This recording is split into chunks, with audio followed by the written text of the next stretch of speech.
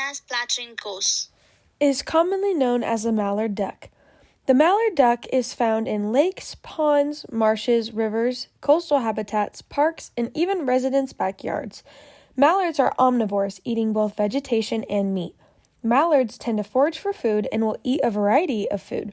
They roam shorelines for vegetation or prey leftovers. Mallards are known to dabble for food. They tip into the water to find seeds and aquatic vegetation. Mallards' eating habits change with what season they are in.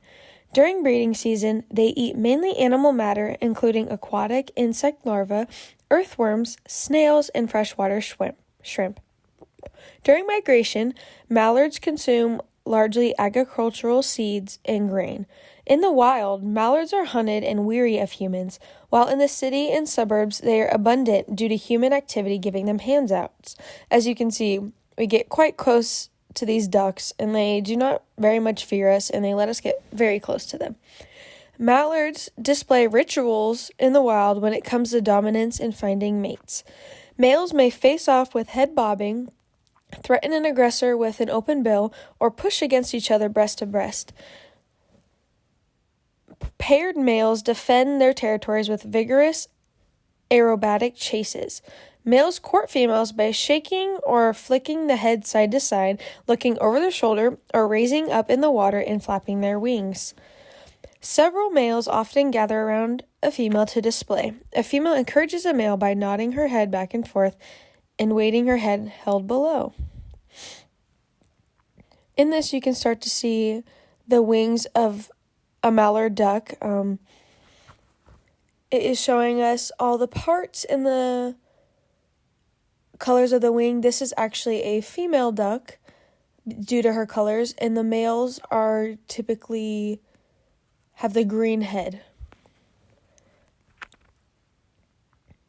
Bird flight has always been a fascinating thing to people. Enthusiasts tried to copy it but failed. The aerodynamics of a bird is unlike airplanes. It must have either flapping or isolating wings to fly through the air. The wing of the bird is broken up into primaries, secondaries, and alula feathers. The primaries are the longer, narrow feathers that we can see in here, the ones that really branch out. This is where the thrust comes from and is generated by the downstroke of flapping. The secondaries are shorter and broader, which are more higher up found on the wing, and these are responsible for creating the airfoil shape of a bird's wing. The alula feathers are very useful in slow flight, allowing stalling at low speeds or landing. A bird has two cinematically distinct phases, the downstroke and the upstroke. The aerodynamic force is directed forward and the wing produces thrust. During the upstroke, the outer part of the wing must return with a minimum drag as possible, usually with a zero angle of attack. This is visibly seen when the bird partially folds its wing, reducing its wingspan. In this, we can see both the downstroke and the upstroke.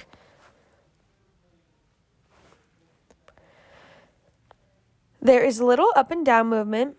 This part of the wing continues to provide lift and functions more or less as a fixed wing.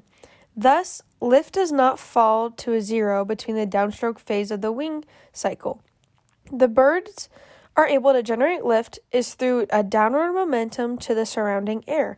Downward momentum is correlated with the downward component of velocity.